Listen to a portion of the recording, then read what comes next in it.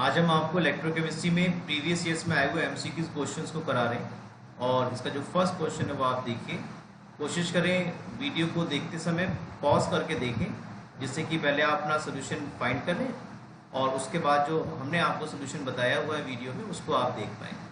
चलिए, if 96500 coulomb electricity is passed through copper sulphate solution, यानी कि 96500 कूलम ऑफ चार्ज इलेक्ट्रिसिटी इस copper sulphate के एक्वस सोल्यूशन में पास की गई है, जो कि एक आपका इलेक्ट्रोलिटिक सेल है। आपसे ये जानना चाह रहे हैं कि इट विल लिबरेट। तो देखिए, जब कॉपर सल्फेट के एक्वस सोल्यूशन में इलेक्ट्रिसिटी पास की जाएगी तो कॉपर सल्फेट क्योंकि एक इलेक्ट्रोलाइट है इसलिए अपने आयंस में ये ब्रेक कर जाएगा in the presence of electricity, और ये कॉपर 2 पॉजिटिव एक्वस आयन और SO4 2 नेगेटिव एक्वस आयंस में ब्रेक हो जाएगा। और क्योंकि कॉपर 2 पॉजिटिव आयंस जो हैं वो पॉजिटिवली चार्ज हैं, कैटायन हैं, इसलिए ये कॉपर 2 पॉजिटिव आयंस जो हैं कैथोड की तरफ मूव करेंगे।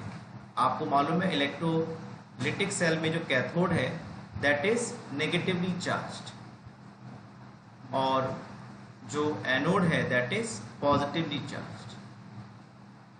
तो अब ये जो copper 2 positive aqueous ion solution में अवेलेबल हैं, ये copper 2 positive aqueous ions 2 electron gain करके 2 इलेक्ट्रॉन्स गेन करके कॉपर सॉलिड की फॉर्म में डिपॉजिट हो जाएंगे इस तरह से, राइट। आपको इस इक्वेशन से जो कैथोड पर मैंने लिखी है balanced charge wise atom wise, उससे एक डाटा आपको पता चल रहा है Q is equal to NF। ये फैराडे फर्स्ट लॉ का प्रॉब्लम है जिसमें हम quantity of charge Q equal to NF से भी पता कर सकते हैं। और जैसा आप देख पा रहे हो यहाँ पर N number of moles of electron transfer है, तो यहाँ पर जो number of moles of electron transfer है वो कितने बच्चों 2 है, 2 मोल्स है, राइट। तो ये 2 मोल्स आ गए और इसीलिए यहाँ पर जो क्वांटिटी ऑफ चार्ज है वो हम ऐसा निकाल पाएंगे 2 इंटू फैराडे कांस्टेंट 96500 कूलम। तो बैलेंस इक्वेशन से ये बात समझ में आती है कि 2 into 96500 coulomb of electricity deposit copper, जहाँ कुछ नहीं लिखा तो बच्चों कितना है ये 1 मोल है। कितना है ये 1 मोल है। तो 1 मोल किसी भी सब्सटेंस का उसके मोलर मास के इक्वल होगा, तो ये 1 मोल में लिख दूँ, या कॉपर का जो मोलर मास है 63.5 ग्राम पर मोल में लिख सकता हूँ। यानी कि एक बात हमें समझ में आ गई, 2 into 96500 coulomb charge deposit copper equal to 63.5 gram. आपसे कितना पूछा है? आपसे पूछा है 96500 कूलम कितना चार्ज, ये जो चार्ज है कितना कॉपर डिपॉजिट करेगा, तो ऐसी बात है इसका हाफ करेगा। तो 63.5 divided by 2 it comes 31.76 gram of copper. B option आपका बिल्कुल ठीक है।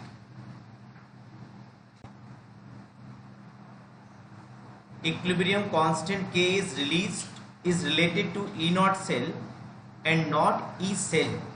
आपको मैंने कई बार बताया हुआ है E naught cell can never be changed, it is calculated under standard conditions only।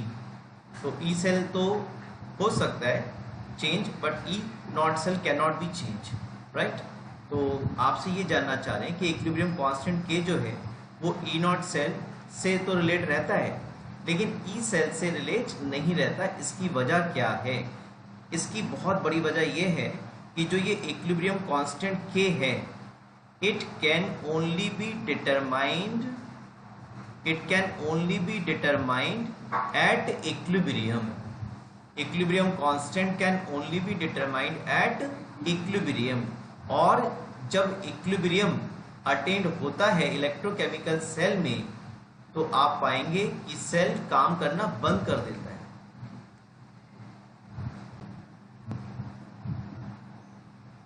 और इसकी वजह क्या है वो मैं आपको बताता हूं। देखिए, ये जिंक कॉपर हाफ सेल का डिस्कशन आपसे काफी बार टीचर्स ने किया होगा आपके, तो वहां बताया होगा कि ये जिंक मेटल की जो रॉड है ये 2 इलेक्ट्रॉन को लूज करके Zn2 पॉजिटिव एक्वस आयन की फॉर्म में सोल्यूशन में आ जाएगी, Zn2 पॉजिटिव, और ये जो इलेक्ट्रॉन रिलीज होंगे वो इलेक्ट्रॉन्स इस मेटल पर आगे, और इस मेटल के होते हुए जो एक्सटर्नल वायर हमने कनेक्ट की हुई है, इससे होते हुए कहाँ पहुंच जाएंगे, राइट हैंड साइड यानी कॉपर वाले हाफ सेल पे पहुंच जाएंगे। और कॉपर वाले हाफ सेल पे जो कॉपर 2 पॉजिटिव एक्वस आयन है, ये इलेक्ट्रॉन्स को गेन करके Cu सॉलिड की फॉर्म में यहाँ पे कॉपर डिपॉजिट होता चला जाएगा, राइट। तो देखिए जब ऐसा हो रहा है तो सॉल्यूशन में लगातार लेफ्ट हैंड साइड इलेक्ट्रोड पर पॉजिटिव आयन की कंसंट्रेशन सॉल्यूशन के अंदर बढ़ रही है, और मेटल पे लगातार नेगेटिवली चार्ज इलेक्ट्रॉन की कंसंट्रेशन बढ़ रही है। तो यहाँ पर पोटेंशियल डिफरेंस है बेटा, left hand side half cell और राइट हैंड हाफ सेल पे पोटेंशियल डिफरेंस है, इसीलिए इलेक्ट्रॉन जो है, या आप कह सकते हो, आप रफली ऐसा समझो कि इलेक्ट्रॉन डेंसिटी जो आपका जिंक वाला मेटल इलेक्ट्रोड है उस पर इलेक्ट्रॉन की डेंसिटी ज्यादा है, और इसीलिए इलेक्ट्रॉन एक्सटर्नल वायर से होते कॉपर वाले हाफ सेल में पहुंच गए। लेकिन बेटा देखो, ये जो कॉपर सल्फेट का एक्वस सोल्यूशन है ना, इसमें कॉपर 2 पॉजिटिव आयंस भी अवेलेबल है और SO4 2 नेगेटिव आयंस भी अवेलेबल हैं। जब ये copper 2 positive ions 2 electron gain करके Cu सॉलिड की फॉर्म में यहाँ डिपॉजिट होते चले जाएंगे, तो सोल्यूशन में किस आयन की कंसंट्रेशन बढ़ गई, हाँ SO4 2 नेगेटिव की, जो कैसे नेगेटिवली चार्ज हैं, और ये इलेक्ट्रॉन्स कैसे नेगेटिवली चार्ज, तो ये रिपेल करना शुरू कर देंगे। इलेक्ट्रॉन का मूवमेंट क्या होगा, उस समय बाद क्या होगा, बंद हो जाएगा, जब सोल्यूशन में लगातार सल्फेट आयन की कंसंट्रेशन बढ़ जाएगी। और ऐसी कंडीशन में जो पोटेंशियल है दोनों हाफ सेल्स के, वो क्या हो जाएंगे, इक्वल हो जाएंगे। पोटेंशियल इक्वल होने का मतलब है जो इलेक्ट्रॉन डेंसिटी है, या नेगेटिव चार्ज का जो इलेक्ट्रॉन क्लाउड है, या नेगेटिव चार्ज का जो क्लाउड है, वो दोनों हाफ सेल्स में कैसा हो जाएगा, सेम है। तो इसलिए नेगेटिव चार्ज जो कि इलेक्ट्रॉन्स हैं, वो नेगेटिवली चार्ज सल्फेट आयन की तरफ मूव नहीं करते, और इस कंडीशन को हम बोलते हैं कि जो इलेक्ट्रोकेमिकल सेल है, इट इज एट इक्विलिब्रियम, यानी कि इनमें जो पोटेंशियल डिफरेंस है वो क्या हो गया, सेम हो गया, पोटेंशियल सेम हो गए। जब पोटेंशियल सेम हो गए तो फिर इलेक्ट्रॉन का फ्लो नहीं होगा, इलेक्ट्रॉन का फ्लो नहीं होगा तो ई सेल क्या हो जाएगा, 0। तो इस तरह से यहाँ पर जो ऑप्शन है वो आपका बी ठीक होता हुआ दिख रहा है, जिसमें लिखा हुआ है E not cell becomes 0 at equilibrium, E cell becomes 0 at equilibrium point, but E naught cell remain constant under all conditions। ठीक है, E cell क्या हो जाएगा, 0, क्योंकि दोनों के पोटेंशियल्स कैसे हो गए, सेम हो गए। नेगेटिव चार्ज की जो डेंसिटी है वो दोनों हाफ सेल्स पे कैसी हो रही है, सेम हो रही है। कहीं ऐसा नहीं है कि नेगेटिव चार्ज एक जगह बहुत ज़्यादा कम हो, एक जगह बहुत ज़्यादा हो, तो नेगेटिव चार्ज उधर मूव करने लगे, खास करके इलेक्ट्रॉन्स।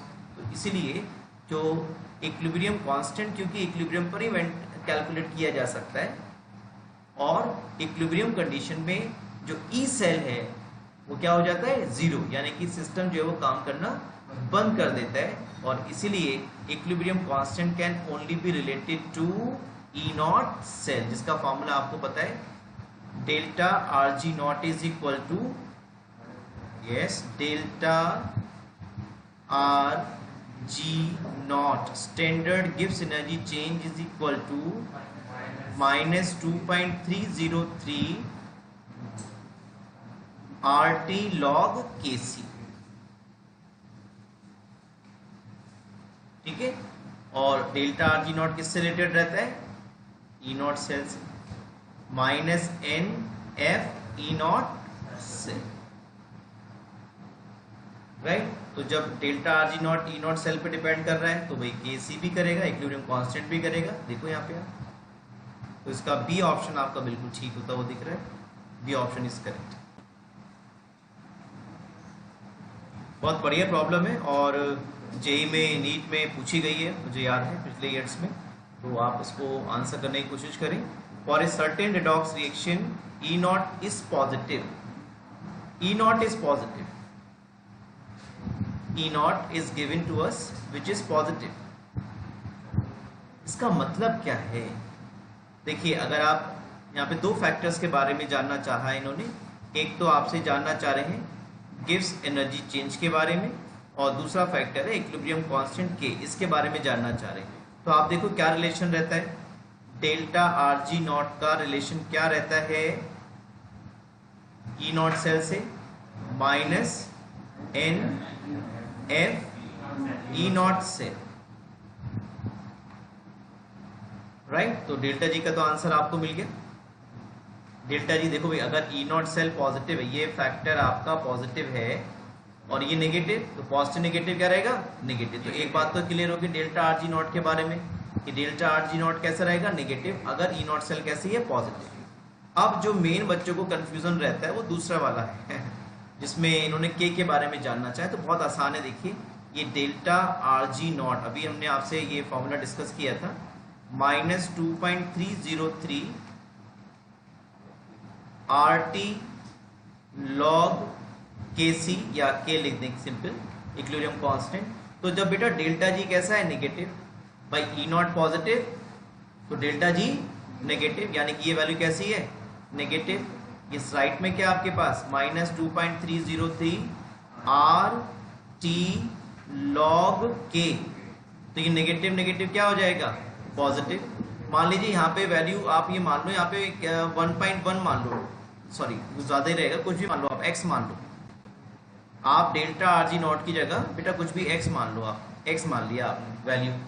तो ये जो फैक्टर है आपके पास x upon 2.303 R T is equal to हो जाएगा लॉग के सी या लॉग के, या फिर आप ऐसा लिख सकते हो k is equal to anti log. जब आपको k की वैल्यू चाहिए तो लॉग इधर आके क्या हो जाएगा, डिनोमिनेटर में जाएगा ना, 1 अपॉन लॉग। तो एंटी लॉग यहाँ जो भी वैल्यू हो, इस तरह के न्यूमेरिकल आपने क्लास 12 की सीबीएसई एनसीईआरटी से किए हुए, तो वहां से भी आपको आइडिया लग सकता था कि यहाँ पर k की वैल्यू किस तरह की रहती, पॉजिटिव या नेगेटिव। तो ये जो एंटी लॉग की वैल्यू है ना बच्चों, क्योंकि एंटी लॉग प्लस का है, तो यहाँ पे 10 की जो पावर होगी वो हमेशा कैसी आएगी, पॉजिटिव आएगी। इसीलिए k की वैल्यू जब पॉजिटिव, ये 10 की पावर पॉजिटिव आ रही है, तो k की वैल्यू हमेशा क्या आएगी, ग्रेटर देन 1। अगर यहाँ पे नेगेटिव होता तो एंटी लॉग नेगेटिव का जब होता तो पावर किस में आती, यहाँ पे 10 की पावर नेगेटिव, तो वैल्यू कैसी आती, लेस देन 0 लेस देन 1 आती। ठीक है, तो क्योंकि ये पूरा फैक्टर पॉजिटिव है, तो यहाँ पर जो एंटी लॉग का जो भी वैल्यू होगी तो 10 की पावर में पॉजिटिव ही आनी है, राइट। और जब पॉजिटिव आएगी तो कैसी होगी, ग्रेटर देन 1। तो आपका जो ऑप्शन है वो delta G is negative and K is greater than 1, C option is correct. आपने एनसीईआरटी में, आपकी सीबीएसई क्लास 12 की एनसीईआरटी में भी क्वेश्चंस हैं जिसमें डेल्टा जी पूछा है, ई नॉट दिया है और के हमसे कैलकुलेट करा है। तो वो क्वेश्चन जब आप सॉल्व करेंगे तो आप पाएंगे कि डेल्टा जी तो वहाँ नेगेटिव आता है ई नॉट सेल की पॉजिटिव वैल्यू वजह से, और के की वैल्यू कैसी आती है, वहाँ पे ग्रेटर देन 1 आएगी। तो वहां से भी आप जजमेंट कर सकते हो। देखिए इस क्वेश्चन में तो किसी को प्रॉब्लम है ही नहीं। The electrochemical cell stops working after some time because, बताया आपको कि दोनों के जो इलेक्ट्रोड पोटेंशियल्स हैं वो कैसे हो जाते हैं, इक्वल हो जाते हैं। B option is correct. Electrode potential of both the electrodes becomes equal, potential difference रहेगा ही नहीं, इलेक्ट्रॉन मूव ही नहीं कर पाएगा और ई सेल क्या हो जाएगा, 0। और यही रीजन है कि जो इक्विलिब्रियम कांस्टेंट है वो ई नॉट सेल से तो रिलेटेड रहता है, लेकिन ई सेल से रिलेटेड नहीं रहता, क्योंकि ई सेल क्या हो जाता है, 0 हो जाता है एट इक्विलिब्रियम।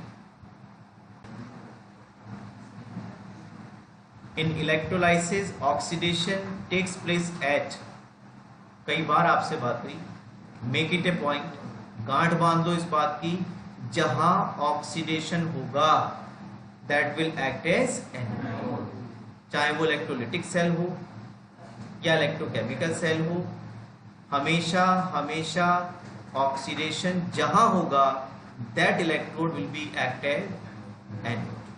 तो यहां सी ऑप्शन आपका बिल्कुल ठीक है।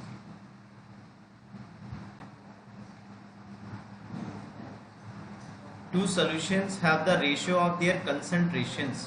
मान लीजिए एक सोल्यूशन A है, दूसरा सोल्यूशन B है, और इनकी जो कॉन्सेंट्रेशंस का रेशियो है that is given to us 0.4 and ratio of their conductivities, conductivities means kappa, बड़े बच्चे हंसते हैं कप्पा के नाम से, तो कप्पा ए और कप्पा बी ये तो बता रहे हैं आपको, and the ratio of their conductivities is 0.216। ये दो रेशियोज के बारे में हमें बताया गया है।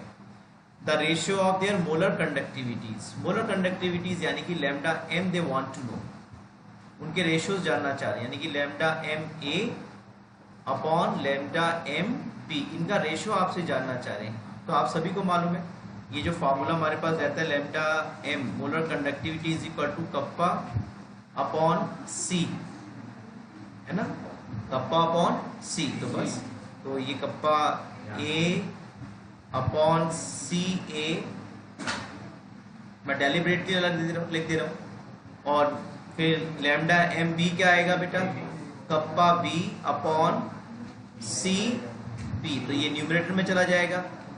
आप देखो kappa A upon kappa B का आपको रेशियो गिवन है 0.216, और आपको जो रेशियो गिवन है सी ए अपॉन सी बी दिया है 0.4। यहाँ आपके पास क्या सी बी अपॉन सी ए, तो उसका रेसिप्रोकल कर दोगे आप, तो सी बी अपॉन सी ए मिल जाएगा आपको। और जब आप इसे सॉल्व कर रहे हो तो आई होप 0.54 आ जाएगा, राइट। तो एक बहुत सीधी सी प्रॉब्लम थी, इसमें कंसंट्रेशंस का रेशियो दिया है आपको, कंडक्टिविटीज कप्पा का रेशियो दिया हुआ है, कंडक्टिविटीज लिखी हूँ बेटा या स्पेसिफिक कंडक्टिविटीज लिखी हूँ, बात एक ही है। कप्पा कंडक्टिविटी लिखाओ या स्पेसिफिक कंडक्टेंस लिखाओ, बात एक ही है। तो इस तरह से उनका रेशियो भी दे रखा आपको 0.216। आपसे मोलर कंडक्टिविटीज का रेशियो जानना चाहा है, lambda M is equal to kappa upon C रहता है। आप जो न्यूमेरिकल यूज करते हो उसमें इनटू 1000 कर देते हो, लेकिन वो तब करते हो आप जब साइमन्स सेंटीमीटर स्क्वायर पर मोल की यूनिट आप लेते हो, क्योंकि आपको मालूम होना चाहिए 1 litre is equal to 1000 centimetre cube होता है बच्चों।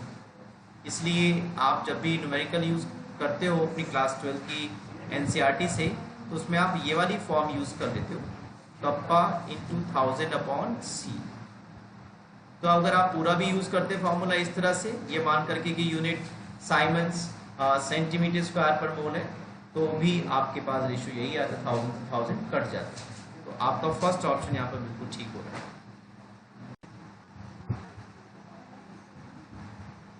An iron ring is plated with zinc metal in the apparatus below का मतलब आपके साइड में बना हुआ है। Which of the following is true? आपको ये सेटअप दिखाई पड़ रहा है। आपको इस सेटअप में पहले तो ये पहचानना है कि ये इलेक्ट्रोकेमिकल सेल है या इलेक्ट्रोलिटिक सेल है, और जैसे ही आप ये पहचान पाओगे वैसे ही आपको आंसर भी मिल जाएगा, राइट। तो आई होप सबको समझ में आ रहा है, क्योंकि यहाँ पर सॉल्ट ब्रिज का यूज नहीं हो रखा है। सेम जिंक सल्फेट के सोल्यूशन में आप देखिए, यहाँ जो सोल्यूशन है किसका है, वो जिंक आयन का है ना, जिंक सल्फेट बोल सकता हूँ, जिंक क्लोराइड बोल सकता हूँ। एक ही इलेक्ट्रोलाइट का एक्वस सोल्यूशन है और उसमें दो मेटल की रॉड्स डिप्ड हैं, एक आयरन और दूसरा जिंक। तो ओबियस सी बात है, जब एक सेम सॉल्ट सोल्यूशन में दो मेटल की रॉड डिप हो तो वो आपका एक इलेक्ट्रोलिटिक सेल है। ये आपके सामने एक इलेक्ट्रोलिटिक सेल है, और जब ये इलेक्ट्रोलिटिक सेल है तो आपको मालूम है इलेक्ट्रोलिटिक सेल में होने वाली जो रिएक्शंस है वो नॉन स्पॉन्टेनियस होती है। जब तक आप एक्सटर्नल सोर्स से इलेक्ट्रिक करंट पास नहीं करोगे तब तक वहाँ पर इलेक्ट्रोलाइसिस नहीं होगी, इलेक्ट्रिक एनर्जी केमिकल एनर्जी में स्टोर नहीं होगी। तो इसलिए क्योंकि ये इलेक्ट्रोलिटिक सेल है और इसमें जो सेल रिएक्शंस है वो नॉन स्पॉन्टेनियस है, तो इसलिए आपका ऑप्शन यहाँ पर डी हो जाएगा। It is an electrolytic cell and the reaction is non spontaneous. आपको मालूम है इलेक्ट्रोलिटिक सेल में work is done on the system, और इसलिए इलेक्ट्रोलिटिक सेल में वर्क डन पॉजिटिव रहता है, और जो गिव्स एनर्जी चेंज है, क्योंकि प्रोसेस नॉन स्पॉन्टेनियस है, इसीलिए जो स्टैंडर्ड गिव्स एनर्जी चेंज है उसका मैग्नीट्यूड भी कैसा रहेगा, पॉजिटिव रहेगा।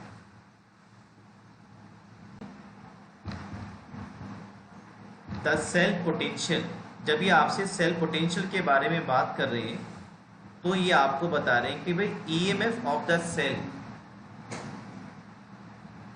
Comma E not for E not का मतलब आप समझ गए, स्टैंडर्ड सेल पोटेंशियल,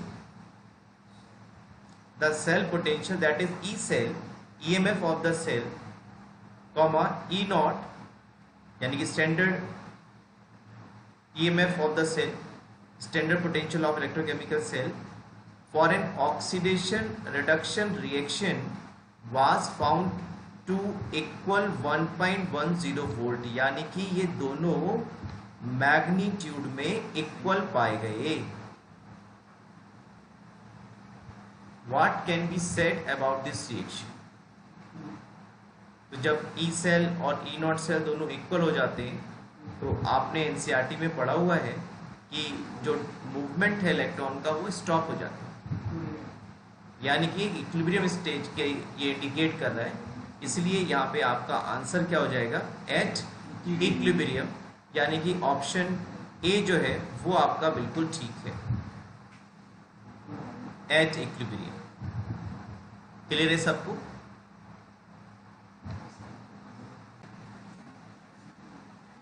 एक फैक्ट मैं आपको बताता हूँ, इस समय ऑनलाइन का जबरदस्त मौसम चल रहा है, लेकिन आप यकीन जानिएगा आप किसी भी यूट्यूब पे वीडियो डालने वाले टीचर्स की वीडियो देखेंगे तो उसमें जो एज ग्रुप 25 से लेकर के 34 वाला है वही केवल इस तरह की एजुकेशनल वीडियोस को ज़्यादा देखता है। मेरा आपको समझाने का पर्पस ये है, ये बात आपको शेयर करने का पर्पस ये है कि जो बच्चे इस समय क्लास 11th में 12th में हैं उनको इस बात की इम्पोर्टेंस नहीं पता कि वो क्या चीज़ सीख रहे हैं और उनके वो कितने काम किए। और ये जो 25 से लेके 34 इयर्स के लोग आजकल ज़्यादा इन चीज़ों को सीखने की कोशिश कर रहे हैं, तभी तो वो देख रहे हैं, यानी कि इनका वो टाइम निकल चुका जब इन्हें मेहनत करनी थी। और इसलिए वो सभी लोग अब चाहते हैं अपनी ज़िंदगी में कुछ ऐसा सीख जाए जिससे वो किसी लायक हो जाएं, अपनी नॉलेज को बढ़ाएं। ये बात मैंने आपसे इसलिए शेयर की, ये मेरा पर्सनल एक्सपीरियंस है। मुझे मालूम है यूट्यूब पर किस एज ग्रुप का जो पर्सन है वो मेरी वीडियोस को ज़्यादा देखता है।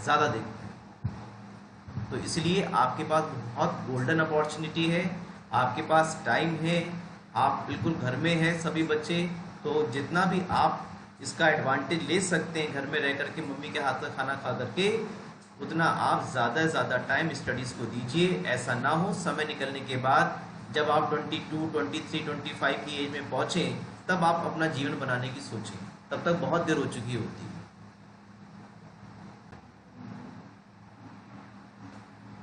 कंसीडर द फॉलोइंग रिएक्शन, और ये रिडक्शन पोटेंशियल्स आपको दिए हुए 2H पॉजिटिव प्लस 2 इलेक्ट्रॉन्स, ये एरो है यहाँ पर, गिव्स H2, और इसका E नॉट दिया हुआ है आपको।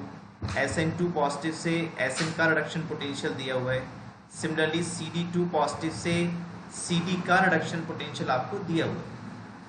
आपसे जानना चाहते हैं which pair of substances will react spontaneously. ये जो आपको कुछ पेयर्स दिए हुए, इसमें से किस पेयर का जो रिएक्शन है वो स्पॉन्टेनियस होगा, यानी कि कुल मिलाकर के आपको क्लास 11 में जो क्वेश्चन दिया हुआ है, क्लास 12 की एनसीईआरटी में जो क्वेश्चन दिया है, जिसमें आप ये देखते थे कि दी हुई जो स्पीशीज़ हैं कि अगर उनका ई नॉट सेल कैसा है बच्चों, पॉजिटिव, तब वो रिएक्शन कैसी होंगी, फिजिबल होंगी, स्पॉन्टेनियस होंगी।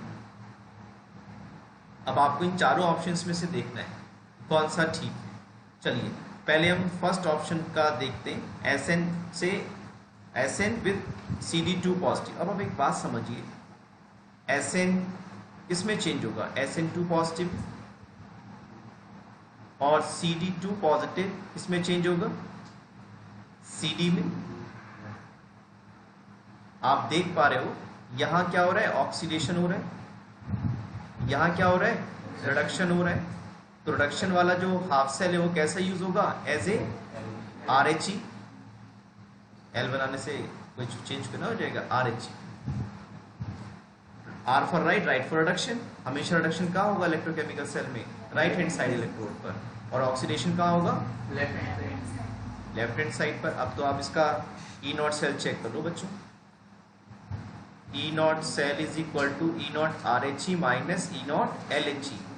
आर एच ई का मतलब हो गया CD2 पॉजिटिव से CD का रिडक्शन पोटेंशियल माइनस, भले ही LHE पर ऑक्सीडेशन हो रहा हो, लेकिन यहाँ पर दोनों के रिडक्शन पोटेंशियल्स ही लगाए जाते हैं। तो आप देखो जरा, CD2 पॉजिटिव से CD का रिडक्शन पोटेंशियल बच्चों हमें दिया है माइनस का 0.40, माइनस 0.40 माइनस, और SN2 पॉजिटिव से SN का रिडक्शन पोटेंशियल दिया है माइनस 0.14। अब आप समझ गए ये कैसा आएगा? नेगेटिव आएगा ना। ये नेगेटिव पॉजिटिव हो गया, और ये नेगेटिव का मैग्नीट्यूड कैसा है? ज्यादा है, 0.40 ज्यादा है ना 0.14 से। तो ये ओवरऑल कितना आएगा? माइनस का कितना आएगा बच्चों? 0.26 आ जाएगा, राइट। तो ये तो नॉन फिजिबल है, नॉन स्पॉन्टेनियस है, तो पहला ऑप्शन तो आपका ठीक नहीं है। दूसरे में क्या है देखो, CD2 पॉजिटिव इसका रिडक्शन होगा, H पॉजिटिव इसका भी रिडक्शन होगा, तो ऐसा पॉसिबल नहीं हो पाता है। एक स्पीशीज को ऑक्सीडेशन में जाना होगा, एक को रिडक्शन में, तो बी ऑप्शन का जो बात है वो खत्म हो गई। थर्ड में क्या है? CD एंड H2, यहाँ पे ऑक्सीडेशन नंबर CD का 0 है, तो जाहिर सी बात है ये ऑक्सीडेशन में जाएगा, CD2 पॉजिटिव, और H2 इसका ऑक्सीडेशन नंबर 0, ये भी किस में जाएगा? H पॉजिटिव में। तो ये भी पॉसिबल नहीं है कि दोनों ही हाफ सेल्स पर ऑक्सीडेशन हो जाए, तो ये ऑप्शन भी चला गया। तो अब तो सिर्फ एक ही ऑप्शन बचा, CD विद SN2 पॉजिटिव, और इसको हम चेक भी कर लेते हैं जल्दी से। तो इसके लिए बहुत जल्दी से मैं फॉर्मूला लिख रहा हूँ, E not cell is equal to E not R H E minus E not L H E. तो आप एक बात समझ रहे हो, यहाँ पर CD किस में कन्वर्ट होगा बच्चों? CD2 पॉजिटिव में कन्वर्ट होगा। तो CD जब CD2 पॉजिटिव में कन्वर्ट होगा तो कैसे यूज होगा? ये ऑक्सीडेशन में जा रहा तो कैसे यूज होगा? हाँ, LHE की तरह यूज होगा। और SN2 पॉजिटिव से SN प्रोडक्शन में जाएगा, तो ये कैसे यूज होगा? As a RH।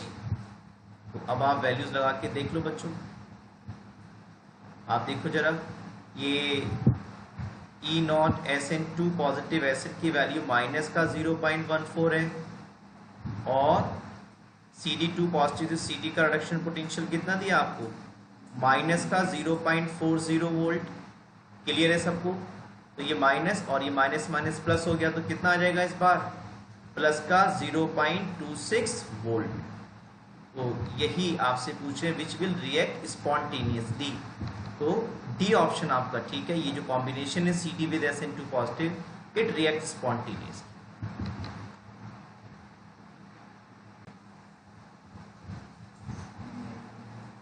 क्वेश्चन आपके सामने स्क्रीन पर है। On dilution of an electrolyte solution, आपको 4 ऑप्शंस दिए हैं, चारों में प्रॉपर्टीज 2 दी गई है। एक दिया गया आपको मोलर कंडक्टिविटी, जिसको आप लैम्डा से एक्सप्रेस करते हो, this is for molar conductivity lambda, और कप्पा आपको मालूम है, नहीं मालूम है तो सीखिए, इट इज कॉल्ड कंडक्टिविटी या स्पेसिफिक कंडक्टेंस।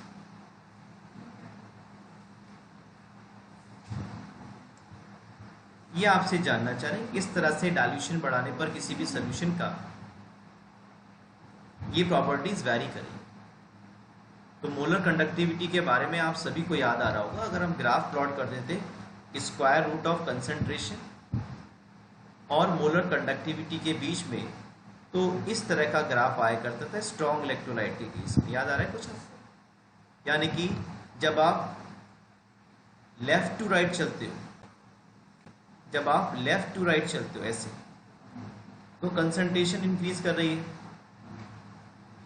लेकिन जब आप राइट टू लेफ्ट चलोगे अपोजिट इसके, तो डाइल्यूशन बढ़ रहा है। अगर आप ऐसे चलोगे राइट टू लेफ्ट, इसका मतलब क्या? डाइल्यूशन बढ़ रहा है। तो डाइल्यूशन बढ़ाने पर आप देख सकते हो जो मोलर कंडक्टिविटी है इलेक्ट्रोलाइट की वो स्लोली और ग्रेजुअली बढ़ रही है। तो एक बात तो पक्की हो गई, जो मोलर कंडक्टिविटी है वो डाइल्यूशन बढ़ाने पर बढ़ेगा। तो आपका ए ऑप्शन भी हो सकता है, बी कैंसिल हो गया और डी भी कैंसिल हो गया। अब आपका ऑप्शन या तो ए है या सी, क्योंकि जो मोलर कंडक्टिविटी है वो भी डाइल्यूशन इंक्रीज करेगी।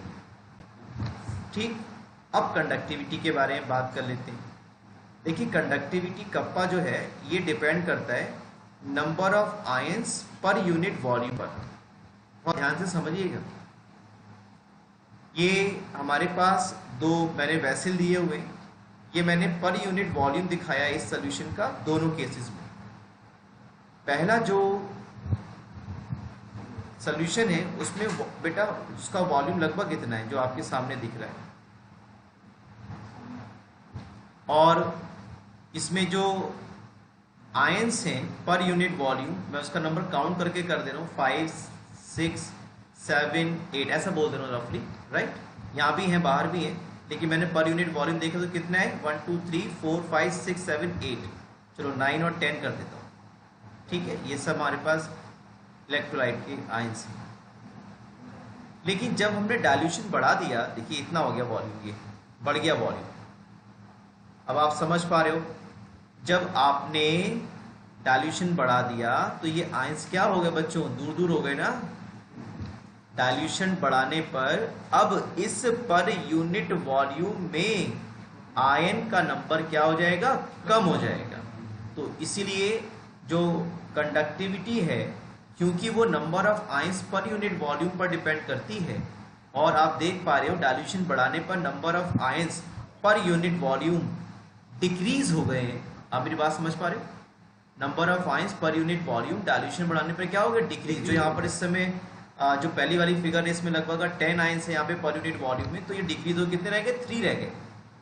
और जब आयंस डिक्रीज हो गए तो कंडक्टिविटी क्या होगी, डिक्रीज होगी। इसलिए आपका जो ऑप्शन है वो सी करेक्ट हो रहा है, जिसमें लिखा गया है molar conductivity increases and conductivity decreases on increasing the dilution of an electrolyte solution. I hope सभी को क्लियर हो गई है बात। In the electrochemical cell reaction, 2Fe3 positive plus Zn gives Zn2 positive plus 2Fe2 positive, increasing the concentration of Fe2 positive ions. यानी कि दो half sales हैं, एक पर ऑक्सीडेशन हो रहा है जिसमें आप देख पा रहे हो Zn से Zn2 पॉजिटिव में लेफ्ट हैंड साइड पर है, और एक दूसरा हाफ सेल है जो राइट हैंड साइड पर है जिसमें Fe3 पॉजिटिव आयंस कन्वर्ट हो रहे हैं Fe2 पॉजिटिव आयंस में रिडक्शन हो रहा है। तो आपसे ये पूछ रहे हैं, अगर आप इस सोल्यूशन में Fe2 पॉजिटिव आयन की कंसंट्रेशन बढ़ा दो, सोल्यूशन के अंदर जो राइट हैंड साइड सोल्यूशन है उसमें आउटर सोर्स से Fe2 पॉजिटिव आयन की कंसंट्रेशन अगर आप बढ़ा दो, तो जो EMF है सेल का उस पर क्या फर्क पड़ेगा। आप जानते हैं EMF सेल किसी भी इलेक्ट्रोकेमिकल सेल का इस फॉर्मूले से आप निकालते हैं by using Nernst equation. E cell is equal to E not cell minus 0.0591 upon n, मैं जनरल लिख रहा हूं आपके लिए, log QC। अब QC यहाँ पर क्या रहेगा वो मैं आपको बता देता हूँ। यहाँ पे न्यूमरेटर में देखो क्या है, यहाँ पे प्रोडक्ट में क्या है Zn2 पॉजिटिव, QC क्या है, ratio of concentration of molar concentration of products upon reactants at any stage of chemical reaction.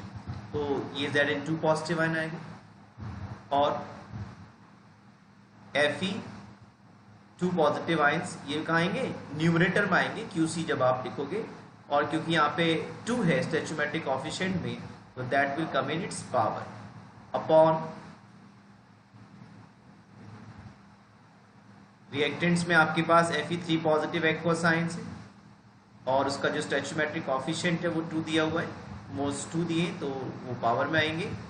और ये Zn क्योंकि सॉलिड स्टेट में तो मैं इसको लिख दिया है, अदरवाइज इसको आप नहीं लिखेंगे तो पक्की बात है वही बात रही, क्योंकि जो सॉलिड्स होते हैं उनकी मोलर कंसंट्रेशन हम यूनिटी लेते हैं, 1 लेते हैं, तो मैं इसको नहीं लिख रहा हूँ। अब आपकी बात समझ में आ गई। आप किसकी कंसंट्रेशन बढ़ा रहे हो? Fe2 पॉजिटिव की, Fe2 पॉजिटिव की कंसंट्रेशन आप बढ़ा रहे हो। तो जब आप Fe2 पॉजिटिव की कंसंट्रेशन बढ़ाओगे, जाहिर सी बात है ये जो लॉग वाला फैक्टर है ये पूरा क्या होगा? ज्यादा आएगा। इसका मतलब ये पूरा फैक्टर कैसा आएगा? ज्यादा आएगा। लेकिन ये कैसा है बच्चों? नेगेटिव साइन के साथ। तो अगर ये वैल्यू बढ़ेगी नेगेटिव के साइन वाली, तो ये वैल्यू कैसे आएगी? कम आएगी ना, है ना? ई सेल क्या होगा? डिक्रीज होगा। तो देखिए ऐसा कोई ऑप्शन है हमारे पास? C is correct, decreases the EMF of the cell. फिर से एक बार समझिए, ये नर्स इक्वेशन मैंने इस इलेक्ट्रोकेमिकल सेल के लिए लिख दी है, जिसमें आपसे ये कह रहे हैं कि increasing the concentration of Fe2 positive ion, जो ईएमएफ है उस पर क्या फर्क पड़ेगा। आप देख पा रहे हो इस एक्सप्रेशन में, इस नर्स इक्वेशन की रिलेशन में जो Fe2 पॉजिटिव आयंस हैं ये न्यूमरेटर में है QC में। तो जब ये न्यूमरेटर में है तो ये वैल्यू क्या होगी? जब आप Fe2 पॉजिटिव आयन कंसंट्रेशन बढ़ाओगे तो जाहिर सी बात है पूरा फैक्टर क्या आएगा? बड़ा आएगा, मैग्नीट्यूड उसका बढ़ेगा, इसका बढ़ेगा, इसका मतलब इसका भी बढ़ेगा। और जब इसका बढ़ेगा और ये E0 सेल के साथ कैसा है? नेगेटिव साइन के साथ है। तो ये तो जब जितनी बड़ी वैल्यू इस फैक्टर की आएगी बच्चों, उतना ये E सेल क्या होगा? कम आएगा ना।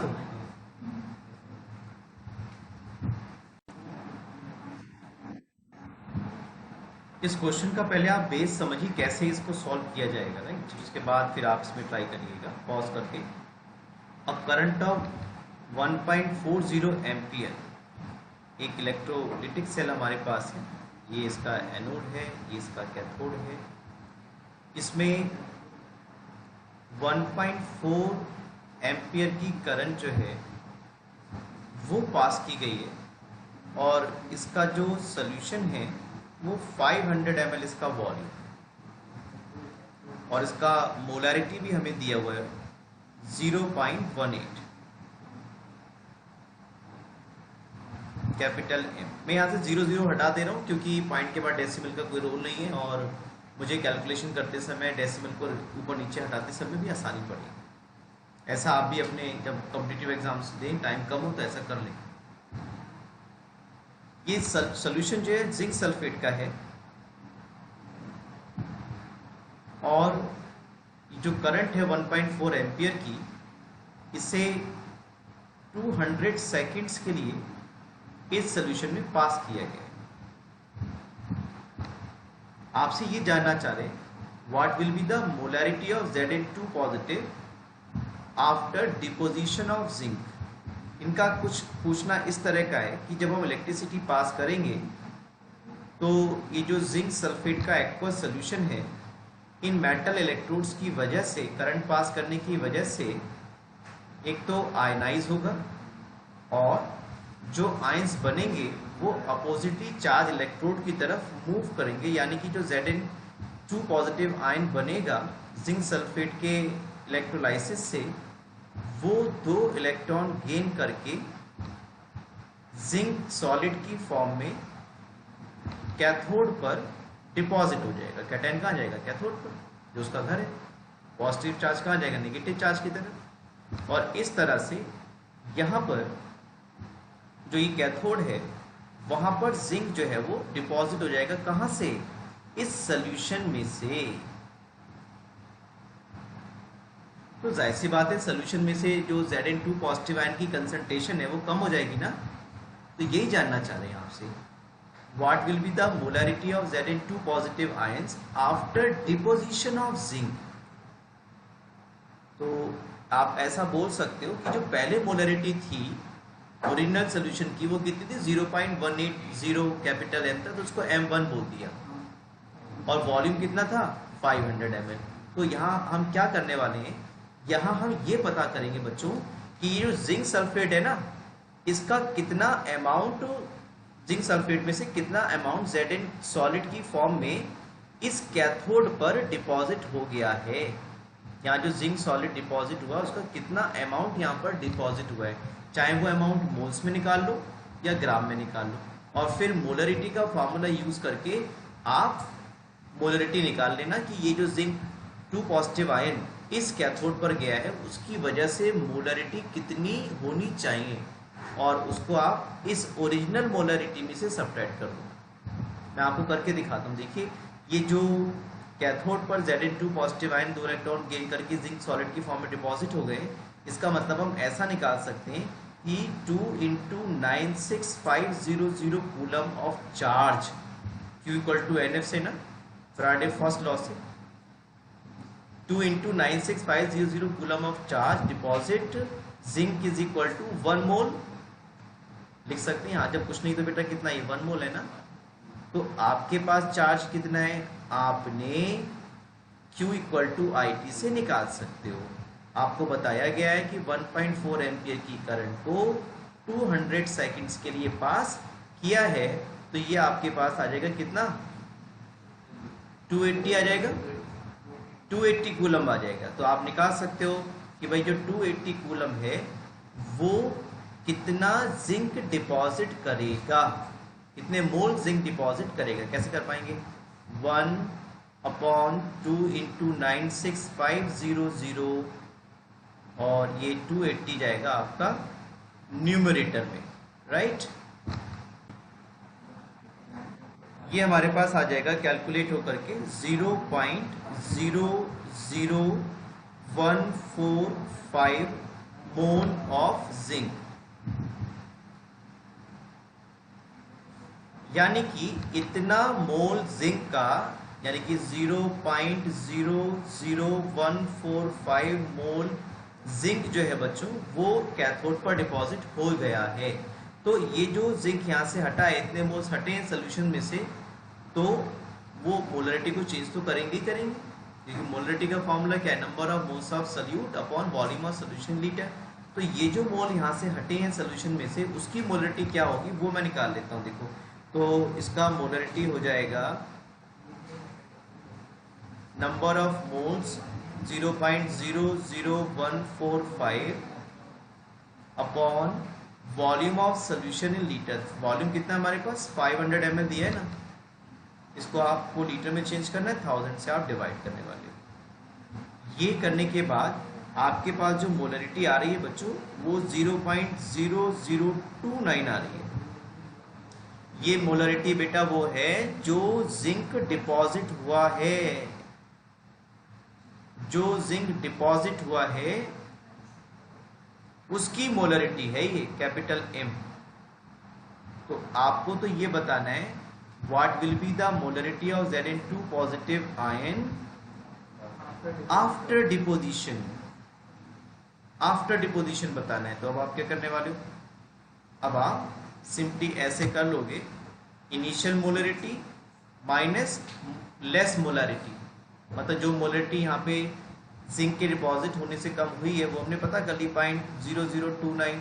तो अब जो मोलरिटी लेफ्ट रहेगी सोल्यूशन की वो मैं ऐसा लिख लेता हूँ, M final, molarity final is equal to initial molarity, वो तुम्हें दिया था 0.180 लिख दो या 0.18 लिख दो, बात वही है, minus molarity decreases due to the deposition of 0.00145 mole of Zn2 positive, वो हमने ये निकाला बच्चों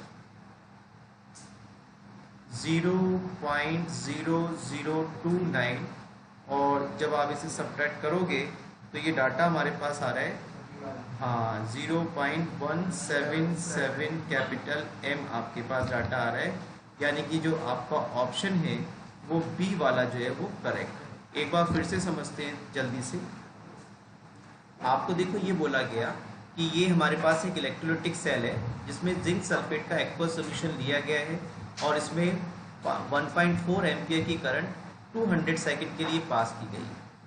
ऐसा करने पर जो मोलरिटी सॉल्यूशन की चेंज होगी वो आपको इंडिकेट करनी है कितनी होगी। तो आप ये निकाल लो कि ये करंट I 1.4 एम्पियर करंट जब 200 सेकंड के लिए आप पास करेंगे तो जिंक के कितने मोल्स कैथोड पर डिपॉजिट हो जाएंगे, और जो ये मोल डिपॉजिट होंगे तो वो मोलरिटी को तो चेंज करेंगे क्योंकि अमाउंट चेंज हो गया ना सोल्यूशन के अंदर जिंक आयंस का। तो बस हमने मालूम है जिंक सल्फेट के एक्वा सोल्यूशन में जब आप इलेक्ट्रिसिटी पास करोगे तो Zn2 पॉजिटिव और SO4 2 नेगेटिव आयन से ब्रेक हो जाएगा, और Zn2 positive ion balance chemical equation की हेल्प से 2 इलेक्ट्रॉन गेन करके जिंक सॉलिड की फॉर्म में कैथोड पर डिपॉजिट होगा।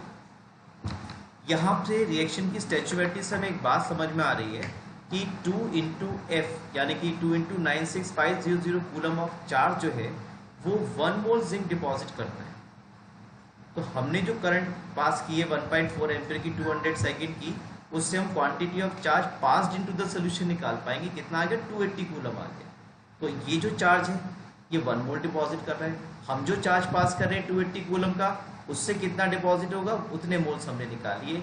It is 0.00145 mole of zinc. अब ये जिंक कितनी मोलरिटी करेगा, उसकी वजह से मोलरिटी क्या होगी जब सॉल्यूशन की, तो वो हमने निकाल ली। Molarity equal to number of moles of zinc upon volume of solution litre. Volume तुम्हें दिया था बेटा 500 अपॉन 1000 क्योंकि लीटर में कन्वर्ट करना है। तो इतने मोल, इतनी मोलरिटी जो है वो डिक्रीज हो गई इतना Zn2 जिंक सॉलिड डिपॉजिट होने की वजह से। सॉल्यूशन में से Zn2 पॉजिटिव आयन जाने की वजह से सॉल्यूशन की मोलरिटी इतनी कम हो गई। तो हमसे तो पूछे सॉल्यूशन की कितनी रह जाएगी, तो इनिशियली सॉल्यूशन की बच्चों हमें दी गई थी 0.180, और अब हमें फाइनल जो रह गई वो निकालना है। तो m फाइनल कितना होगा? Initial minus decreased. इनिशियल 0.180 था, डिक्रीज कितना हुआ? 0.0029। इसकी वजह से जो Zn2 positive ion zinc solid की फॉर्म में डिपॉजिट हो गया। तो ये हमारा आंसर हो जाएगा 0.177 कैपिटल M। इसमें आपसे ये जानना चाह रहे हैं जो इलेक्ट्रिकल कंडक्टेंस है through a metal is called metallic और इलेक्ट्रॉनिक कंडक्टेंस, क्योंकि आपको मालूम है इलेक्ट्रॉन सी मॉडल के अकॉर्डिंग मेटल सरफेस के अंदर नेगेटिवली चार्ज इलेक्ट्रॉन्स का सी होता है और उसके बीच में पॉजिटिवली चार्ज कर्नल जो है वो इम्बेडेड रहते हैं या प्रेजेंट रहते हैं, जो कि फ्री होते हैं और मोबाइल कंडीशन में होते हैं, और उन्हीं की वजह से मेटल्स के अंदर इलेक्ट्रिकल कंडक्टिविटी होती है। यहाँ बहुत से पॉइंट्स एक ही क्वेश्चन में आ रहे हैं अच्छे। तो आपसे ये जानना चाह रहे हैं the electronic conductance depends upon, यानी कि मेटल्स के अंदर जो इलेक्ट्रॉनिक कंडक्टेंस है वो किन किन बातों पे डिपेंड करता है। फर्स्ट है आपका the nature and structure of the metal. तो मेटल के नेचर पे डिपेंड ज़रूर करता है और उसके स्ट्रक्चर पे भी डिपेंड करता है। जैसे सिल्वर है, सिल्वर की कंडक्टिविटी सबसे ज़्यादा होती है। अगर आप मेटल्स से कंपेयर करेंगे तो सिल्वर की कंडक्टिविटी काफ़ी ज़्यादा होती है। सेकेंड है आपका the number of valence electrons पर एटम। जनरली बच्चे ऐसा सोच लेते हैं कि जितने ज़्यादा वैलेंस इलेक्ट्रॉन्स होंगे उतनी कंडक्टिविटी ज़्यादा होगी, उतना इलेक्ट्रॉनिक कंडक्टेंस ज़्यादा होगा। ऐसा नहीं है। जितने वैलेंस इलेक्ट्रॉन्स का नंबर कम होगा उतने इलेक्ट्रॉन आसानी से लूज किए जा सकते हैं और वो फ्री मोबाइल कंडीशन में आ जाते हैं। तो इसलिए जितना ज़्यादा कम नंबर वैलेंस इलेक्ट्रॉन का होगा, यानी कि वैलेंस इलेक्ट्रॉन जितने कम होंगे उतना इलेक्ट्रिकल कंडक्टेंस मेटल्स का ज़्यादा होता है। चेंज इन टेम्परेचर, ये बड़ा इंपॉर्टेंट फैक्टर है मेटल्स के केस में। टेम्परेचर अगर बढ़ाते हैं तो जनरली ऐसा लगता है कि इलेक्ट्रिकल कंडक्टेंस बढ़ना चाहिए, लेकिन ऐसा नहीं होता है। मेटल्स का अगर आप इलेक्ट्रॉन सी मॉडल देखेंगे, इलेक्ट्रॉन सी मॉडल के अकॉर्डिंग मैं आपको बना के दिखाता हूँ स्क्रीन पर। इलेक्ट्रॉन सी मॉडल ये कहता है कि किसी भी मेटल सरफेस के अंदर there is a sea of negatively charged electrons, और इन नेगेटिवली चार्ज इलेक्ट्रॉन्स के बीच में पॉजिटिवली चार्ज कर्नल्स प्रेजेंट रहते हैं कुछ इस तरह से। ये पॉजिटिवली चार्ज कर्नल्स हैं और इनके बीच में ये इस तरह से नेगेटिवली चार्ज इलेक्ट्रॉन्स प्रेजेंट हैं। और ये जो नेगेटिवली चार्ज इलेक्ट्रॉन्स हैं ये एक तरह से ग्लू का काम करते हैं मेटल सरफेस के अंदर, क्योंकि अगर negatively charge electron in positively charge kernels के बीच में नहीं होंगे तो ये एक दूसरे को रिपेल करेंगे। ठीक है, तो इसीलिए यहाँ पर जो इलेक्ट्रॉन्सी मॉडल है उसके अकॉर्डिंग इस तरह से मेटल सरफेस के अंदर फ्री मोबाइल इलेक्ट्रॉन्स होते हैं, ये फ्री मोबाइल इलेक्ट्रॉन्स हैं और ये पॉजिटिवली चार्ज कर्नल्स हैं। यहाँ पर एक्चुअली में कर्नल्स बनते कैसे वो सीख लेते हैं जल्दी से। अगर सोडियम एटम एक इलेक्ट्रॉन लूज करेगा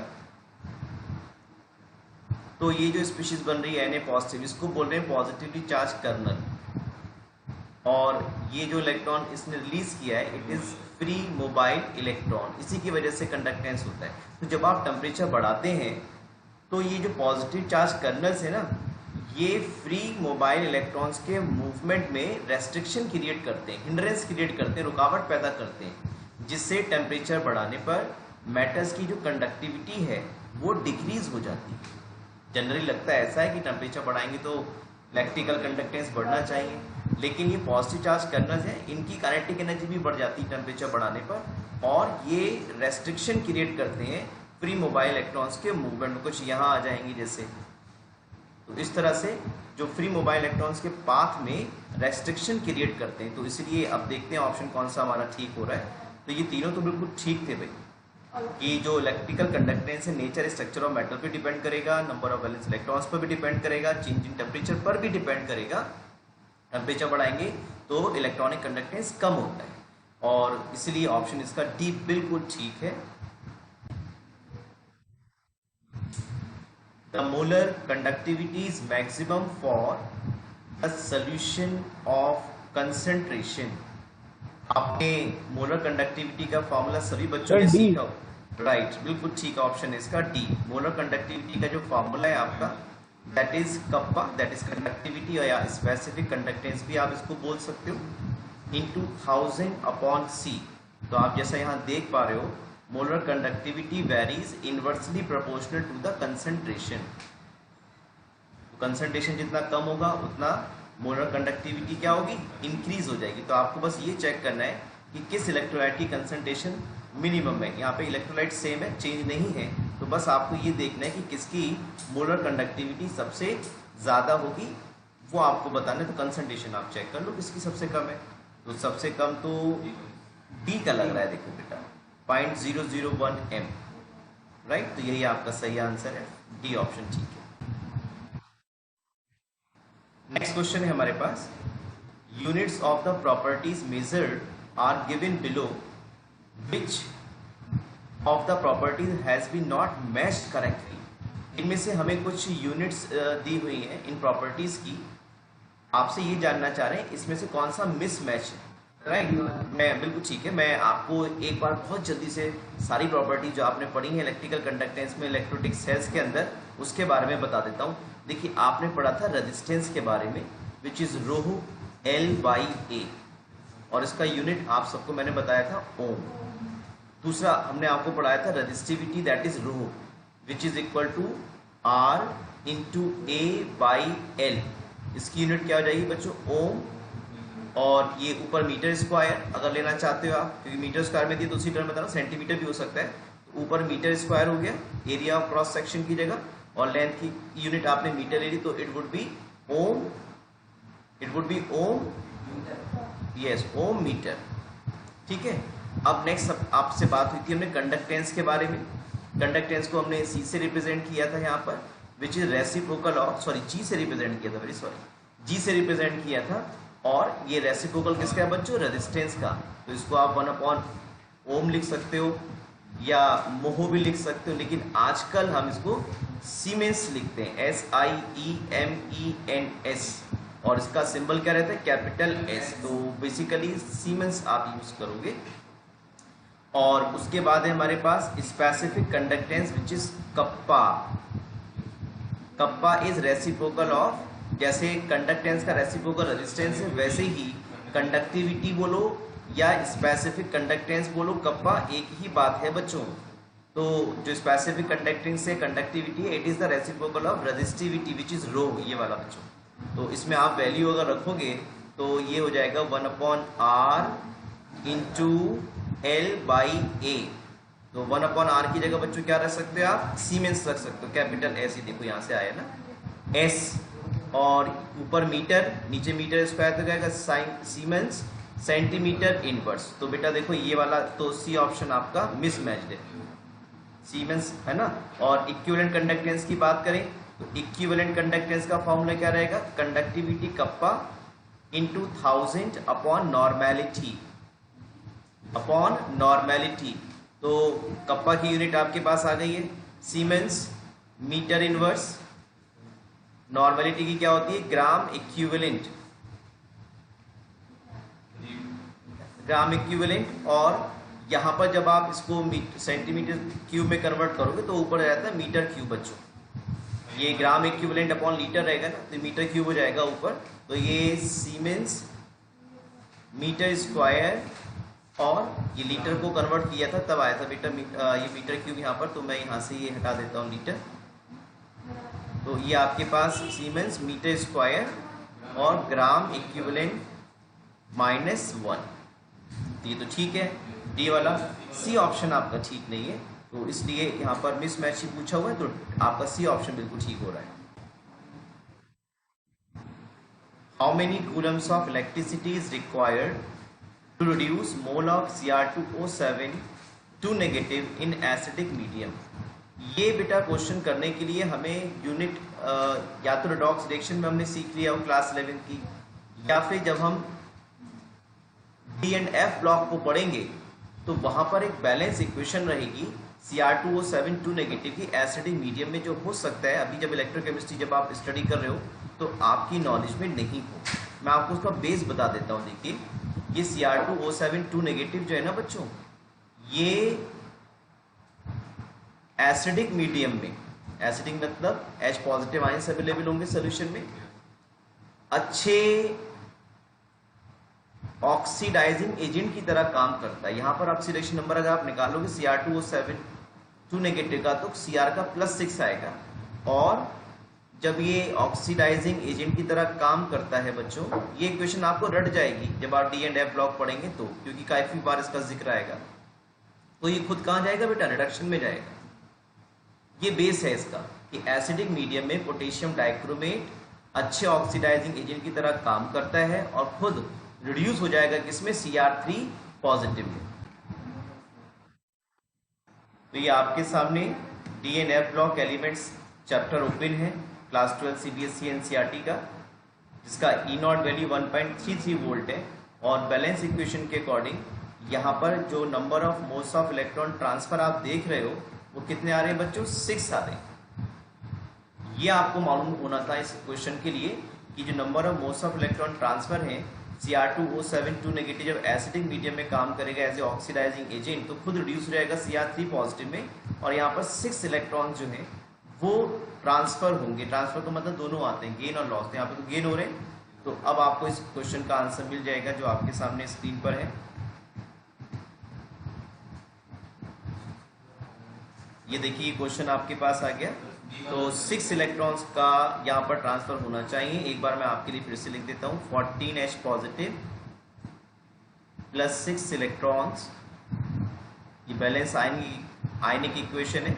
पोटेशियम डाइक्रोमेट या डाइक्रोमेट आयन के एसिडिक मीडियम में जब ये ऑक्सीडाइजिंग एजेंट की तरह काम करेगा इट बिकम्स 7H2O और ये बन जाएगा आपका 2Cr3 पॉजिटिव।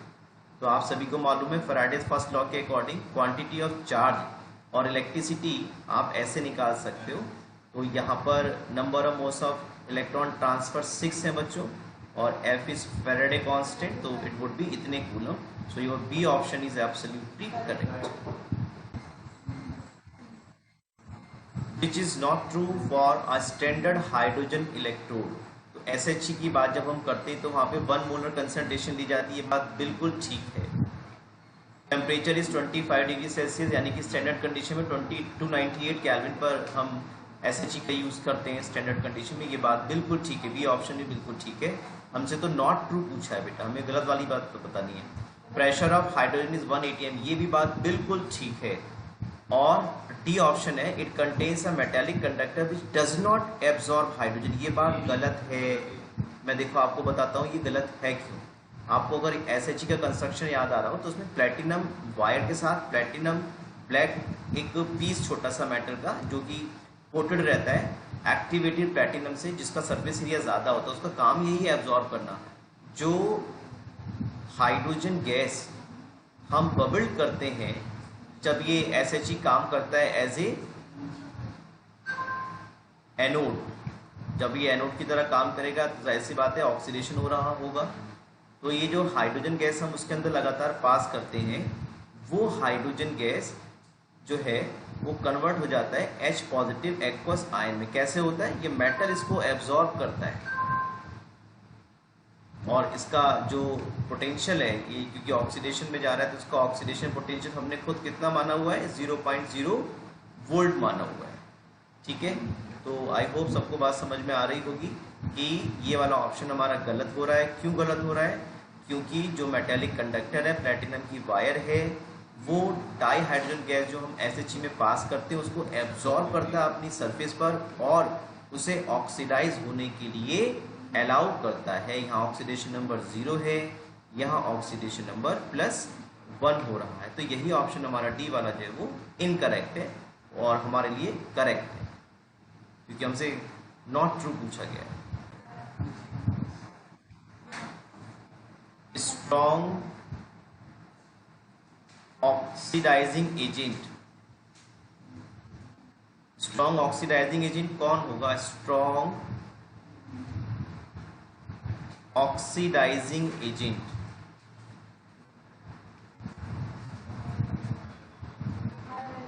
जिसका स्टैंडर्ड रिडक्शन पोटेंशियल SRP ज्यादा होगा। उल्टा होता है बेटे, ऑक्सीडाइजिंग अगर प्रॉपर्टी देखनी है तो रिडक्शन पोटेंशियल जिसका ज्यादा होगा, और अगर रिड्यूसिंग एजेंट देखना है, रिड्यूसिंग प्रॉपर्टी देखनी है तो फिर ऑक्सीडाइजिंग पोटेंशियल देखना होगा, इसका ऑक्सीडेशन पोटेंशियल ज़्यादा होगा। तो क्योंकि वर्ल्ड वाइड जो है IUPAC ने सजेस्ट किया हुआ है कि आप SRP को ही केवल ध्यान दो, स्टैंडर्ड रिडक्शन पोटेंशियल को ही, यानी रिडक्शन पोटेंशियल को ही स्टैंडर्ड माना गया है, इसलिए आप SRP को ही केवल ध्यान में रखो। तो बस आपको ये अब बताना है कौन सा आंसर आपका ठीक हो रहा है। तो पहला है आपका ए, ठीक लग रहा है। High value of reduction potential, याद करो फ्लोरीन को हम बच्चों को बोलते हैं कि आप केवल अपनी क्लास 12 की जो इलेक्ट्रोकेमिकल सीरीज है जिसमें फ्लोरीन टॉप पर रखा हुआ है, उसका रिडक्शन पोटेंशियल कैसे है? मैक्सिमम है, उसे याद रखो बस। वो कैसा है? नॉन मेटल है। और आपने पी ब्लॉक पढ़ेंगे अभी, तो पी ब्लॉक में आपको पता चलेगा fluorine is the best oxidising agent, और उसकी रीजन यही है कि उसका रिडक्शन पोटेंशियल सबसे ज्यादा है, यानी कि उसकी खुद की टेंडेंसी रिड्यूस होने की सबसे ज्यादा है, तो इसलिए सबसे स्ट्रॉन्ग ऑक्सीडाइजिंग एजेंट की तरह वो काम कर पाएगा। तो आपका ए ऑप्शन बिल्कुल ठीक है। Which of the following is not correct? Not correct पूछा हमसे, not correct ज्यादा आ रहे हैं इस बार। ये कहीं में आया हुआ क्वेश्चन है। Gibbs energy is an extensive property, ये तो बात ठीक है। एक्सटेंसिव प्रॉपर्टी जो अमाउंट ऑफ सब्सटेंस पे डिपेंड करती है। Delta G depends on delta H and delta S. आपको मालूम है गिब्स हेल्महोल्ट्ज इक्वेशन की अगर हम बात करें, गिब्स हेल्महोल्ट्ज इक्वेशन के अकॉर्डिंग बच्चों delta G is equal to delta H minus T dot delta S. तो डेल्टा जी जो है अमाउंट ऑफ सब्सटेंस पे डिपेंड कैसे करता है, इसका मैं आपको रीजन बताता हूँ। देखो डेल्टा एच की अगर हम बात करें, अगर डेल्टा एच अमाउंट पर डिपेंड करेगा तो डेल्टा जी भी करेगा। आपने काफी सब्सटेंसेस के एंथैल्पी ऑफ कंबशन पढ़ा हुआ है, तो स्टैंडर्ड एंथैल्पी ऑफ कंबशन की जब हम बात करते हैं तो वो होता है बेटा 1 मोल के लिए। लेकिन अगर आप उसके मोल्स बढ़ा दोगे तो एंथैल्पी रिलीज क्या हो जाएगी? ज्यादा हो जाएगी। ज्यादा अमाउंट ऑफ, जब आप किसी भी रिएक्शन में स्टोइचियोमेट्री से मल्टीप्लाई करते थे तो उसमें एंथैल्पी चेंज क्या हो जाता था? चेंज हो जाता था। तो जब डेल्टा एच चेंज होगा तो डेल्टा जी भी चेंज होगा, यानी कि अमाउंट ऑफ सब्सटेंस पे डिपेंड करेगा। एक्सटेंसिव प्रॉपर्टी ही है। सेकंड ऑप्शन देखते हैं, इलेक्ट्रोड पोटेंशियल और cell potential is an intensive property. बिल्कुल ठीक है।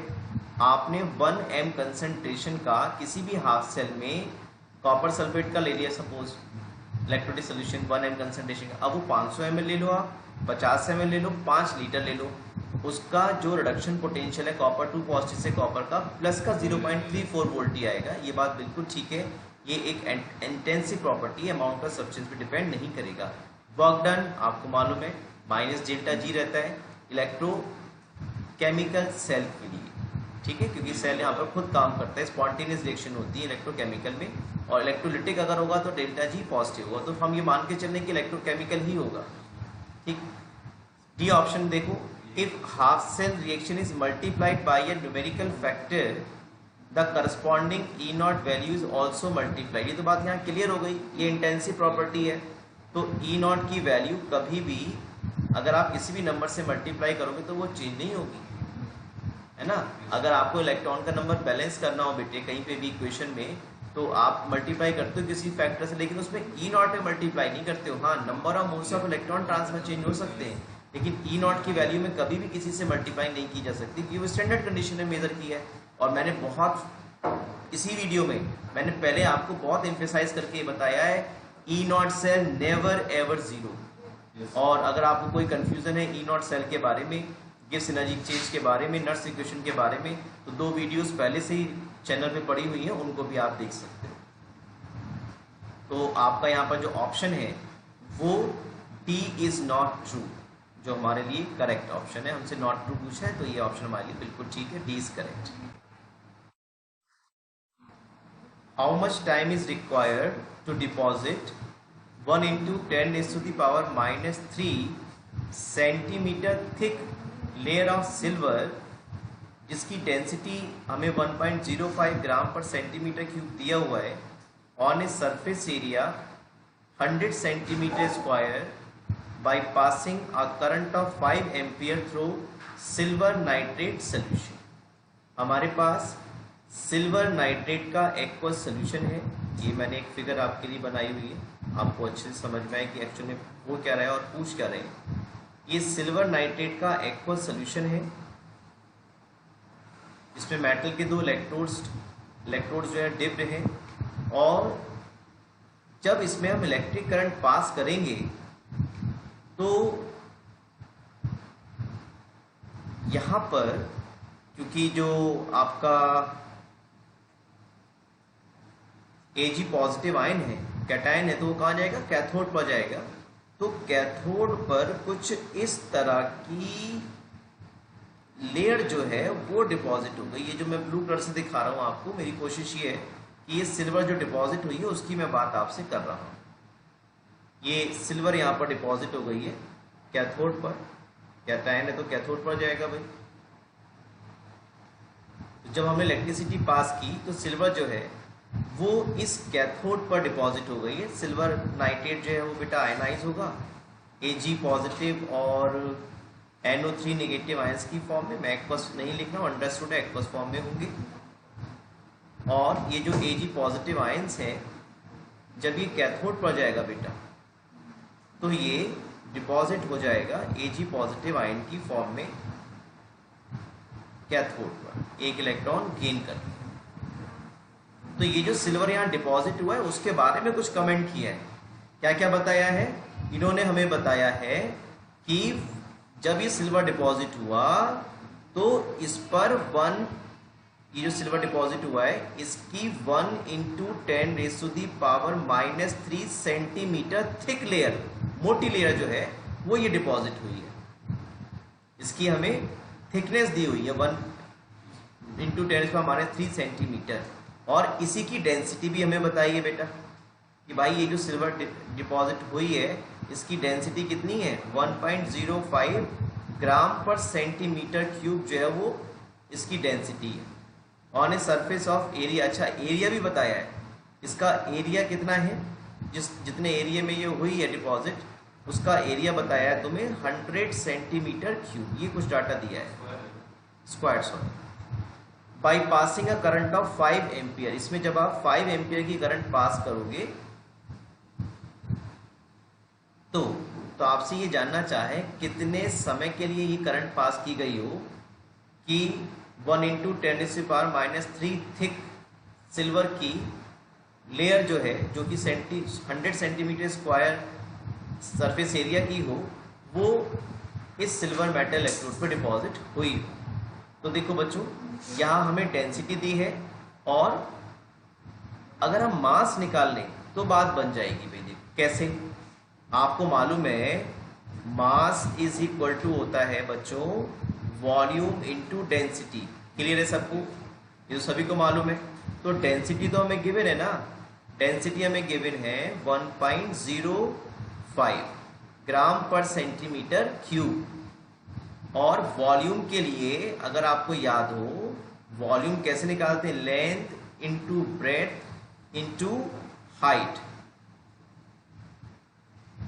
आपको ये दो फैक्टर खुद ब खुद दिए हुए, जरा एक मिनट के लिए देखेंगे स्क्रीन पर सब बच्चे, फिर आप अपनी कॉपी में करिएगा पॉज करके वीडियो को। ये लेंथ इंटू ब्रेथ जो है बच्चों, ये क्या दिया है आपको? ये सरफेस एरिया दिया है ना, ये वाला, ये आपको ऑलरेडी यहाँ पर गिवन है। यानी कि आप कुछ ऐसा कर सकते हो, इस लेंथ इंटू ब्रेथ की जगह आप टोटल 100 सेंटीमीटर क्यूब यूज कर सकते हो, स्क्वायर यूज कर। और यहाँ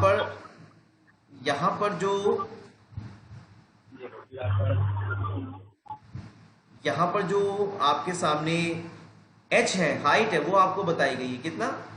1 इंटू 10⁻³ सेंटीमीटर। तो कुल मिला के बच्चों ये आपको वॉल्यूम आ गया, length into breadth into height. तो लेंथ इंटू ब्रेथ, ये आपको सरफेस एरिया दे रखा है ना 100 सेंटीमीटर स्क्वायर, तो वो मैंने लगा दिया। हाइट तुम्हें दी है, लेंथ दी हुई है 1 इंटू 10⁻³ सेंटीमीटर, वो मैंने मल्टीप्लाई कर दी।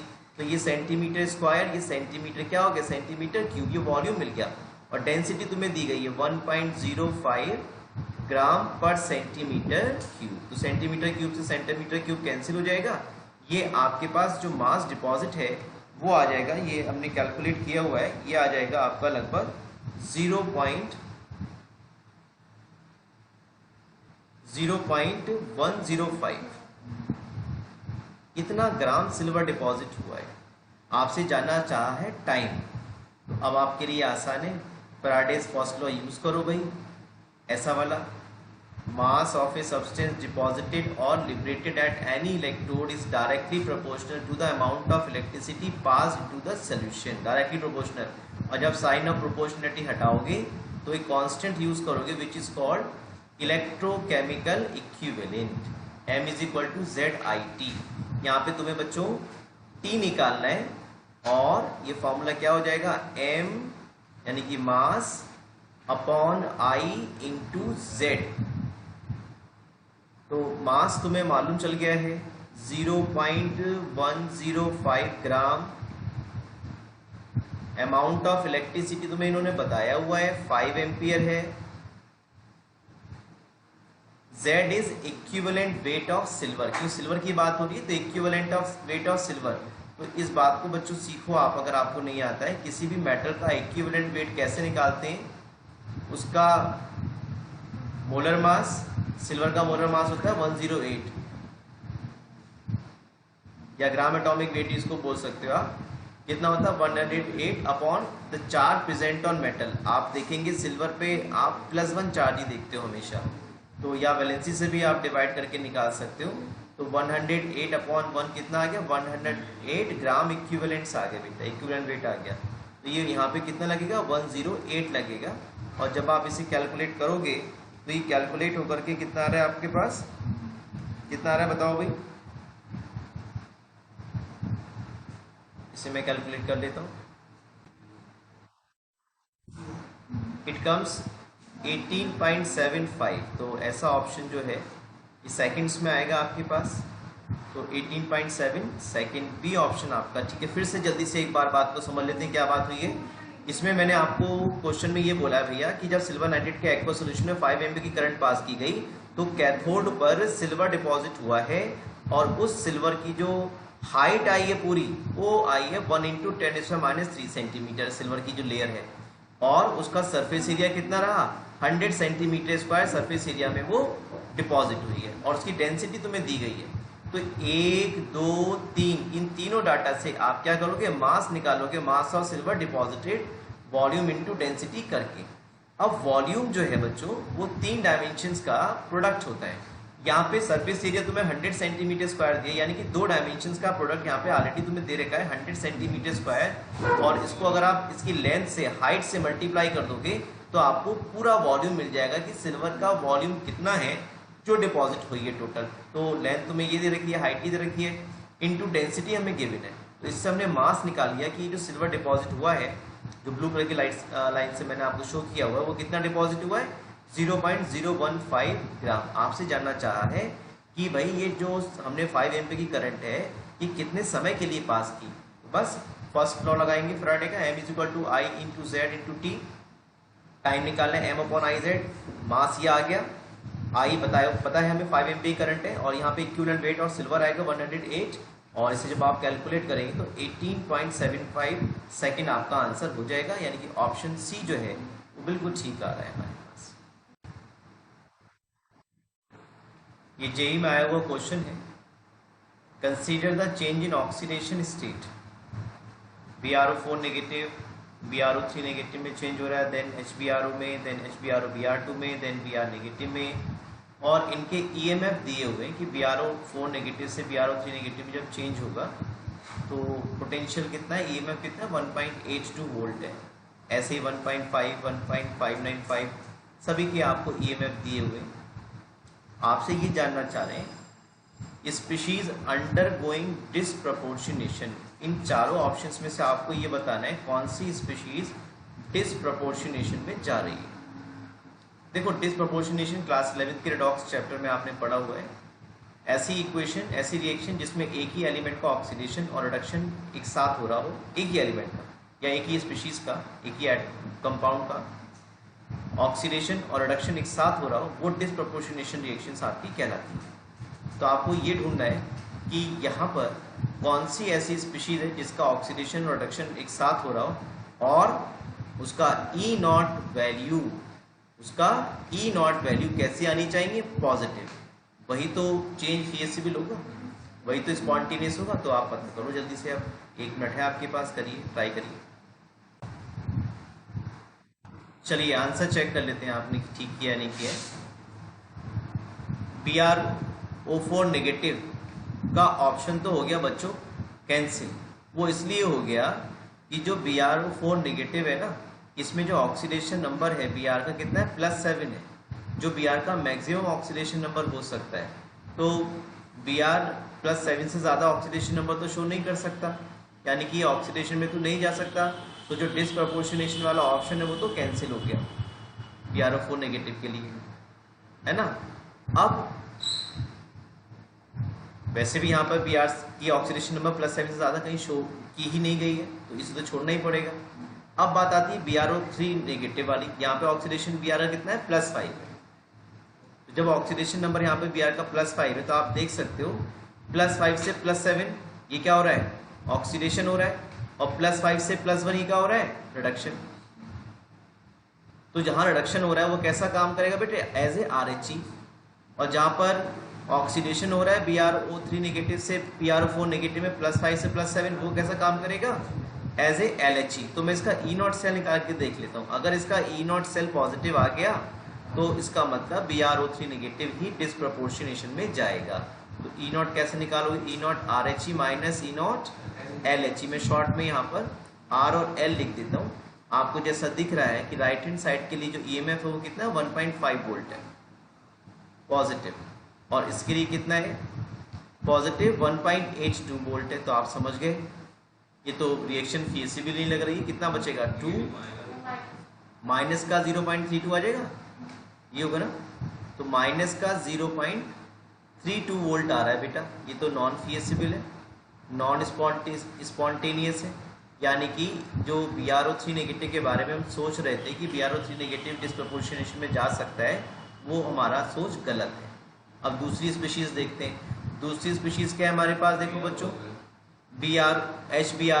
HBrO में जब आप ऐसे चल रहे हो +1 से +5 तो ऑक्सीडेशन हो रहा है, और आप देखो +1 से 0 जब चल रहे हो तो क्या हो रहा है, रिडक्शन हो रहा है ना। तो देखो ये रिडक्शन हो गया बच्चों, यानी कि जहाँ रिडक्शन हो रहा है वो कैसा हो गया, RHE हो गया। जहाँ रिडक्शन हो रहा है वो RHE +1 से 0, और जहाँ पर ऑक्सीडेशन हो रहा है वो कैसा यूज होगा, LHE। तो मैं इसका E नॉट वैल्यू निकाल के देख लेता हूँ। इसका E नॉट वैल्यू अगर हम निकालेंगे तो E नॉट फॉर HBrO क्या हो जाएगा, E not R H E minus E not L H E, ऐसा हम लिख देता हूँ शॉर्ट में, E not R minus E not L. तो आप समझ पा रहे हो ई नॉट आर बच्चों कितना दिया, 1.595 ये दिया ना आपको, देखो ये आपको दिया ना दिस इज 1.595 ये दिया ना, तो ये आपका कैसा हो गया, ये आपने लगा दिया 1.595, ठीक है ना। और आर एच ई के लिए कितना है, 1.595 आ गया, और एल एच ई के लिए कितना है बेटा 1.5, ये वाला एच बी आर ओ ऐसे तो कन्वर्ट हो रहा है बी आर ओ 3 नेगेटिव में, ये तो ये ऑक्सीडेशन में जा रहा है, तो 1.5, ये तो पॉजिटिव आ रहा है आपका, यही आपका आंसर हो जाएगा। तो ये बचेगा आपका 0.095 ऐसा बचेगा, इतना वोल्ट बचेगा, राइट। तो यही आपका आंसर आ गया, अच्छी प्रॉब्लम है। तो ऑप्शन आपका HBRO है, yes D option is correct. आपको आगे निकालने की जरूरत ही नहीं, जहाँ पे पॉजिटिव आ गया BR2 को मत देखो आप, है ना, क्योंकि एक ही तो ऑप्शन ठीक होगा। अगर लिखा होता कि मल्टीपल ऑप्शन है तो देखना पड़ता आपको, लेकिन ये एक ही ऑप्शन में आया है, तो आपका डी ऑप्शन ठीक है HBRO का। और ये फीसिबल इसलिए है बच्चों क्योंकि यहाँ पर ई नॉट वैल्यू कैसी आ रही है, पॉजिटिव आ रही है।